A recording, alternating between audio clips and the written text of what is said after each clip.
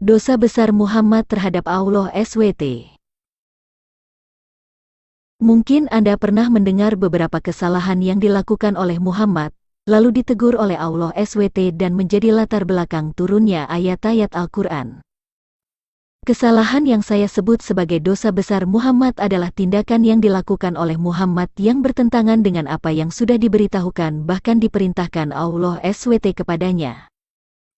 Nah, sebelum saya menunjukkan dosa besar yang dilakukan oleh Muhammad terhadap Allah SWT, berikut ini saya akan memberikan beberapa kesalahan manusiawi yang dilakukan oleh Muhammad menurut umat Islam. Misalnya, Muhammad mengharamkan madu yang enak. Setiap kali Nabi Muhammad ke rumah Zainab, beliau selalu disuguhi madu yang enak. Hal tersebut beliau ceritakan kepada Aisyah dan Hafsah. Karena cemburu, kedua istri Nabi ini bersepakat mengerjai suami mereka dengan mengatakan bahwa mulut Nabi menjadi bau karena madu itu. Untuk menyenangkan hati mereka, Nabi Muhammad kemudian bersumpah tidak akan minum madu. Lalu turunlah ayat pertama dari surah At-Tahrim yang menegur beliau. Wahai Nabi, mengapa engkau mengharamkan apa yang dihalalkan Allah bagimu? Engkau ingin menyenangkan hati istri-istrimu, dan Allah Maha Pengampun, Maha Penyayang. Quran Surah At-Tahrim ayat 1. Pada riwayat lain dikatakan bahwa ayat tersebut adalah teguran karena Nabi melarang dirinya menggauli Maria Al-Qibtiyah demi untuk menyenangkan hati Aisyah dan Hafsah. Jadi Allah melarang Nabi mengharamkan apa yang sudah Dia halalkan. Mengambil tebusan dari tawanan. Setelah memenangkan Perang Badar, kaum muslimin memiliki tawanan dari kalangan tokoh musyrikin Mekah. Muhammad meminta pendapat kepada Umar dan Abu Bakar tentang apa yang akan dilakukan pada para tawanan mereka. Abu Bakar mengusulkan untuk mengampuni para tawanan dengan syarat tebusan, sedangkan Umar lebih memilih mengeksekusi mereka karena khawatir para tawanan yang telah bebas akan kembali menyusun kekuatan untuk memerangi kaum muslimin. Muhammad mengikuti pendapat Abu Bakar, sehingga Allah menurunkan Quran Surah Al-Anfal ayat 67-68 seperti berikut. Tidaklah pantas bagi seorang nabi mempunyai tawanan sebelum dia dapat melumpuhkan musuhnya di bumi. Kamu menghendaki harta benda duniawi sedangkan Allah menghendaki pahala akhirat untukmu. Allah Maha Perkasa, Maha Bijaksana. Quran Surah Al-Anfal ayat 67. Sekiranya tidak ada ketetapan terdahulu dari Allah, niscaya kamu ditimpa siksaan yang besar karena tebusan yang kamu ambil. Quran Surah Al-Anfal ayat 68. Menyalati jenazah orang munafik. Abdullah bin Ubay bin Salul adalah seorang provokator yang juga telah memfitnah Aisyah, istri Nabi. Ketika dia wafat, Nabi Muhammad menyalatinya, meski telah diingatkan oleh Umar tentang kejahatan-kejahatan yang pernah dilakukan orang tersebut. Setelah Nabi menyalati jenazah Abdullah bin Ubay, turun ayat Al-Quran tentang larangan menyalati jenazah orang munafik. Dan janganlah engkau Muhammad melaksanakan salat untuk seseorang yang mati di antara mereka, selama-lamanya dan janganlah engkau berdiri di atas kuburnya. Sesungguhnya mereka ingkar kepada Allah dan Rasul-Nya dan mereka mati dalam keadaan fasik. Quran Surah At-Taubah ayat 84. Tidak mengucap insya Allah. Suatu ketika, ada yang memberikan pertanyaan kepada Muhammad untuk menguji kenabiannya. Muhammad menjanjikan jawabannya esok harinya. Namun di hari berikutnya, bahkan hingga 2 pekan Muhammad belum memberikan jawaban. Orang-orang Quraisy pun mengejek beliau dan mendustakan kenabiannya. Pada hari ke-15 turunlah ayat Quran Surah Al-Kahfi ayat 23-24 supaya mengatakan insya Allah jika berjanji. Karena manusia tidak tahu apa yang akan terjadi di hari esok, semuanya tak lepas dari izin Allah. Dan jangan sekali-kali engkau mengatakan terhadap sesuatu, aku pasti melakukan itu besok pagi, kecuali dengan mengatakan, insya Allah, dan ingatlah kepada Tuhanmu apabila engkau lupa dan katakanlah, mudah-mudahan Tuhanku akan memberiku petunjuk kepadaku agar aku yang lebih dekat kebenarannya daripada ini. Quran Surah Al-Kahfi ayat 23-24. Dan sebagainya. Dosa-dosa yang saya sebutkan barusan dapat dikategorikan sebagai teguran, karena belum ada petunjuk sebelumnya, tetapi dosa besar Muhammad yang akan saya tunjukkan berikutnya adalah dosa pelanggaran terhadap petunjuk yang sudah diterima tetapi Muhammad tidak melakukan. bahkan melakukan yang bertentangan dari petunjuknya.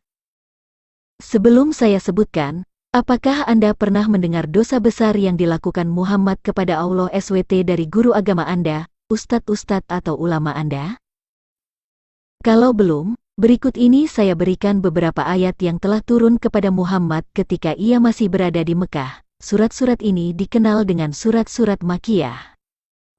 Namun ketika Muhammad di Madinah ia sama sekali tidak melakukannya sesuai dengan wahyu yang diterimanya, bahkan bertentangan dengan perintah Allah SWT. Allah SWT telah memerintahkan kepada Muhammad, "Aku, Muhammad, hanya diperintahkan menyembah Tuhan negeri ini, Mekah, yang Dia telah menjadikan suci padanya dan segala sesuatu adalah miliknya, dan aku diperintahkan agar aku termasuk orang Muslim." Quran Surah An-Naml ayat 91. Maka hendaklah mereka menyembah Tuhan pemilik rumah ini, Ka'bah. Quran Surah Quraisy ayat 3. Ayat-ayat di atas termasuk sebagai surat-surat Makkiyah, yang artinya bahwa ayat-ayat itu diterima Muhammad ketika ia masih di Mekah atau sebelum ia hijrah ke Madinah. Dan sebelum Muhammad hijrah ke Madinah, ia pernah diberangkatkan oleh Allah SWT melakukan Isra Mi'raj dari Masjidil Haram ke Masjidil Aqsa di Yerusalem, yaitu antara tahun 620 sampai 622 Masehi. Maha suci Allah, yang telah memperjalankan hambanya Muhammad pada malam hari dari Masjidil Haram ke Masjidil Aqsa yang telah kami berkahi sekelilingnya agar kami perlihatkan kepadanya sebagian tanda-tanda kebesaran kami. Sesungguhnya Dia Maha mendengar, Maha melihat. Quran Surah Al-Isra ayat 1. Catatan, di masa Muhammad Masjidil Aqsa itu tidak ada. Kalau yang dimaksud sebagai Masjidil Aqsa adalah Bait Salomo, Bait Allah ini sudah dihancurkan oleh tentara Romawi di tahun 70 Masehi, sedangkan masjid yang disebut Al-Aqsa saat ini dibangun di masa Umar bin Khattab.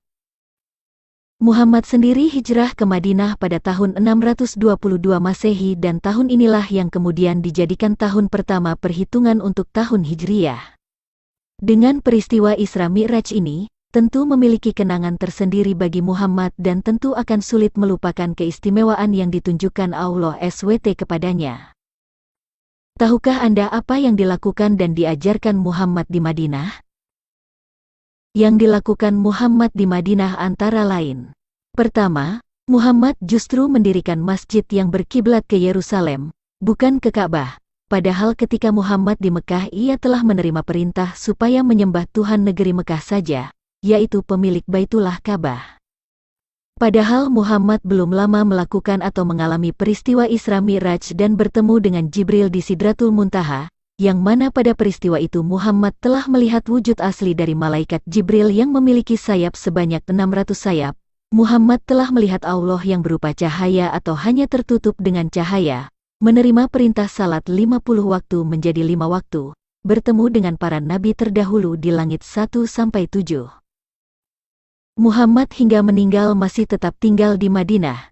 Ia sama sekali tidak kembali ke Mekah ke Baitullah Ka'bah yang seharusnya ia lakukan untuk membangunnya, memeliharanya dan menyembah Tuhannya di Baitullah.